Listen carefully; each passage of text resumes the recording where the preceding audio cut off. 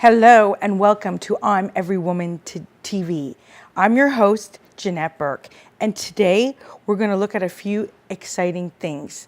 What did Howie Mandel, Frankie Avalon, and many other stars, as well as Daniel Pollak of Daniel Pollak Accessories, Carrie Wroot of Carrie Wroot Art, and more, share with me when I went live on location to cover the CNE from a woman's perspective, Howie Mandel went in Toronto at UJA event, and TIFF, Toronto International Film Festival. Well, I'm going to share with you highlights of my special live on location coverage so that you can see the answer to that question.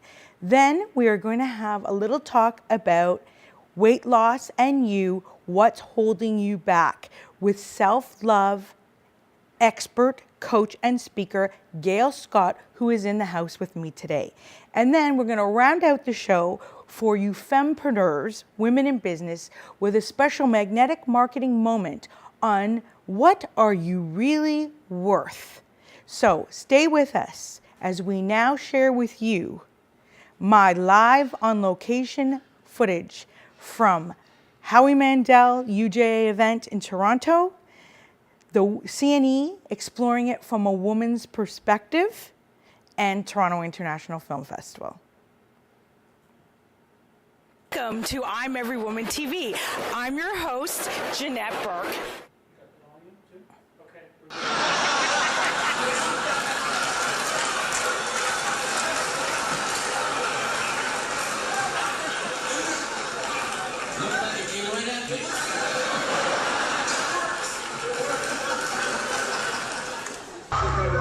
One is worth $200,000, and one case is worth $1 million.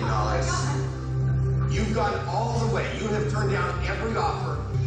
Oh, yeah!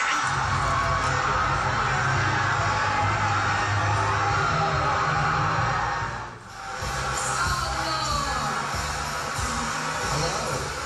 My name is Kyle, and this is Darby. Hi. How are you? How old are you, Darby? 5 years old. Why are you two together? What do you do? Well, I started coaching her in cheerleading about 2 years ago, and then we started stunting a little bit. Wait, you started stunting is what you're saying? Stunting. Be really careful, okay, Darby? Okay. All right. You don't have to. I was just, this is good. And you're advertising. Don't you think once we're in here, it's kind of too late to advertise? The camera's facing that way. The signs are on the inside. Oh, here we go. There you go. Laughter. I love that you're typing laughter. I don't think they have to read their laughter. They know they're laughing. And why don't you put laughter in brackets? And why are they in quotation marks? And laughter is too long a word. Why don't you just type H-A-H-A-H-A? Don't just type. I didn't say don't just type. I said you have to type. I've never been to one of my shows where I get to read me. Apparently I'm funny. I've got the kind of act you just can't put down. Once you start reading me, apparently I'm funny. When did I say that? The typist is on some sort of 7-second delay. Where is this typist? Is this typist in Toronto? It would have to be because this event is in Toronto, right? This event, because I heard that this is a great honor that the UJA, the mayor of Toronto and Vaughan has, they call this now, this is UJA week, or what did they say? In Vaughan, what is it? UJA week in Toronto. This side. Oh yes, I'm left answering. Okay, go ahead. Hi, Howie. Hi, person. Pleasure to meet you. My name is Janette. Hi, Janette. How are you? It's a pleasure to meet you. You're healthy. I'll come over here. I have a question for you, and it's a bit personal, so I hope you won't mind. Why are you coming toward me? This is turning out, I thought it would be a nice, like, open conversation. I got a personal question I'm going to ask you. Go ahead. So the question...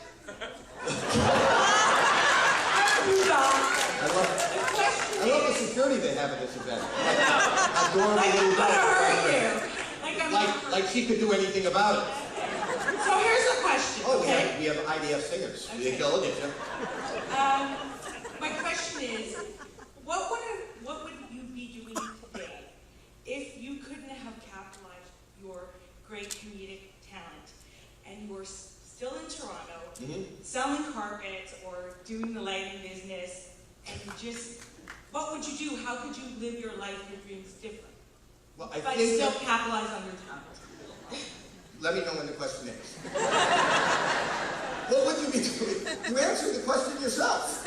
What would you be doing if you weren't doing this, but you were still selling lighting and carpet? You answered the question.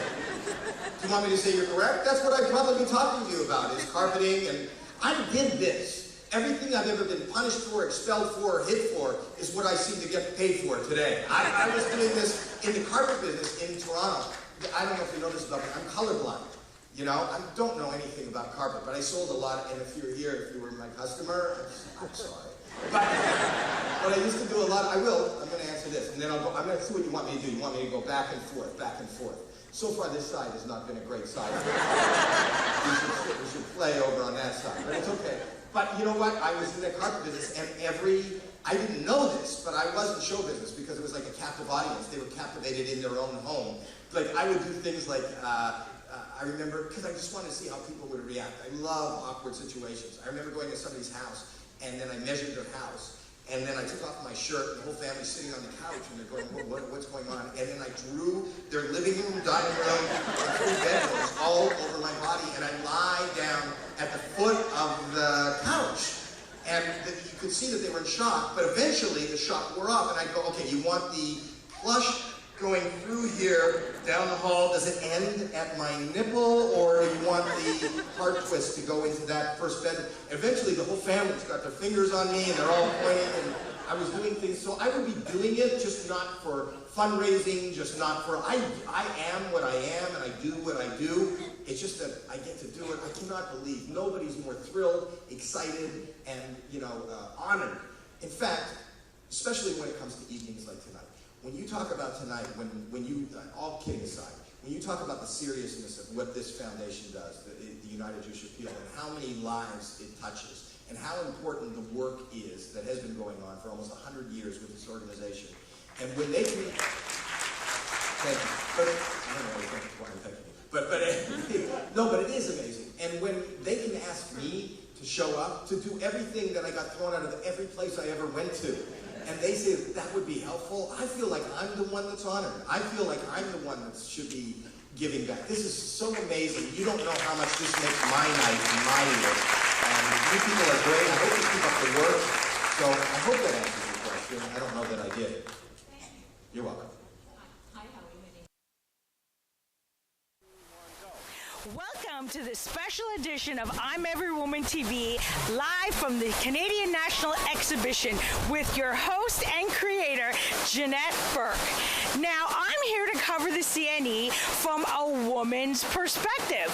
Maybe you haven't thought about that before. Maybe you think of the games and, the big games that men go and they try and win like stuffed animals for you or whatever they do, but maybe you've never thought of the CNE from a woman's perspective. So today I am going to take you on the inside of the CNE, show you various buildings, various shows, all with a woman's touch. So stay with me. Hi, it's Janette again from I'm Every Woman TV, and we're so glad you're with us. Now, we're taking a look at the exhibition from a woman's perspective, and right now we're at a psychic booth, and we are going to go in and talk to the head psychic, Ruby. Now, as you can see, women love having their fortunes told, and that's what makes this booth so intriguing. We have cards on the table, we have crystal balls to examine our future, and we're going to be talking now with Ruby. Ruby, what makes women so attracted to knowing their destiny? Well, because it's so curious, it's interesting, and women are always interesting in following their intuition, their gut feelings, and they'd like to confirm if this is what's going on.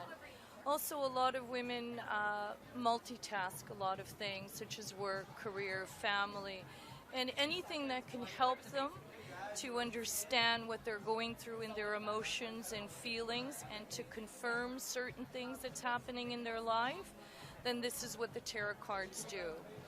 Tarot cards talks about career opportunities and what steps to move forward in and what steps to be careful from. Hi, it's Janette again, and this time we are in the the Arts and Crafts Center with the very talented artist, jewelry artist, Daniel Pollak. And Danny, we're here today talking about what women love at the CNE, and obviously jewelry is something women love. So what inspires you to create jewelry for a beautiful woman? Well, when I first did it, I actually didn't do it for anybody. I did it for myself. And then that's just the idea that if I'm going to do something proper, I have to love it first.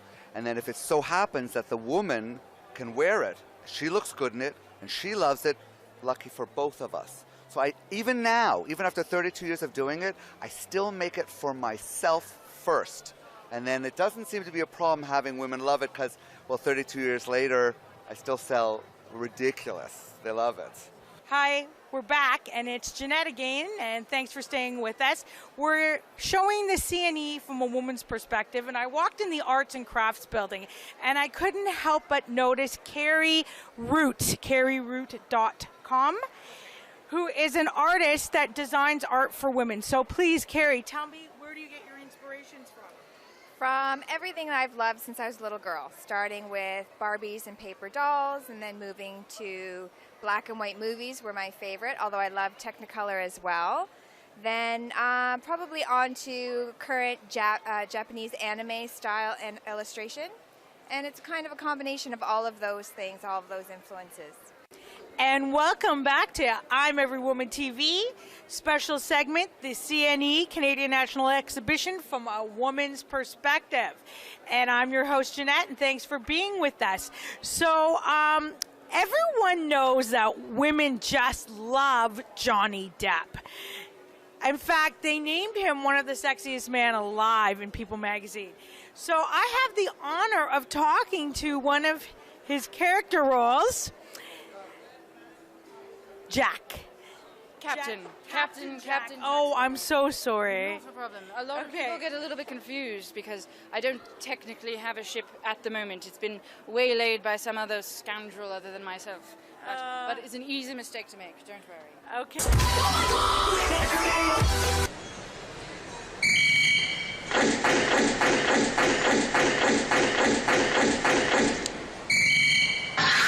Fire! Cool J is hot. 2, 1, go. And welcome back to I'm Every Woman TV, live on location at the Canadian National Exhibition. And we're doing this segment from a woman's perspective. Well, I don't think we could have a better woman's thing to show you than these lovely group of Frenchmen named Cascade, who were performing in movies and theater and in England on America's Got Talent version in England with Simon Cowell.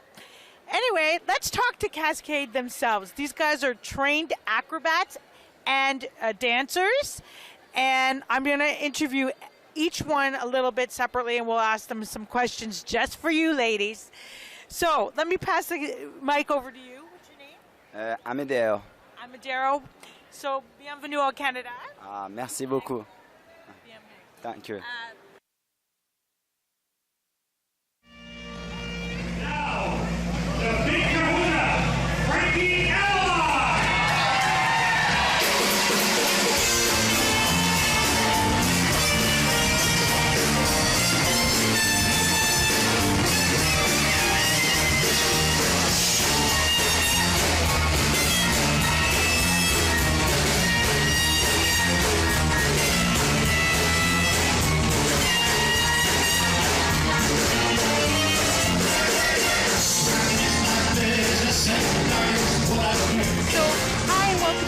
I'm Every Woman TV. This is Janette. We're live at the CNE with Frankie Avalon. Hi, Janette. Hi. And I love the title of your show. Thank you so much. You will like the song, I'm Every Woman. That's great. I love that. Love women, of course. I know. And actually, one of the reasons why I don't have 2 minutes with you right now is that I wanted to interview you is because you are a playwright, an actor, a singer, and a former teen idol.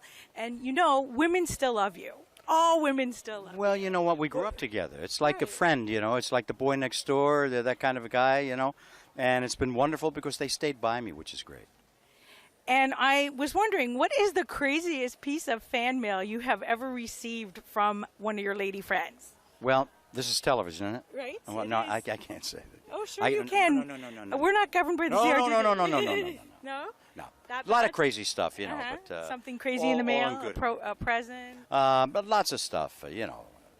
No panties or any of that stuff. Okay, I guess they saved that for Tom Jones. And a lot of people don't know that you also have a very good business and marketing head, which I have to compliment you on because I, too, have a marketing background and media background.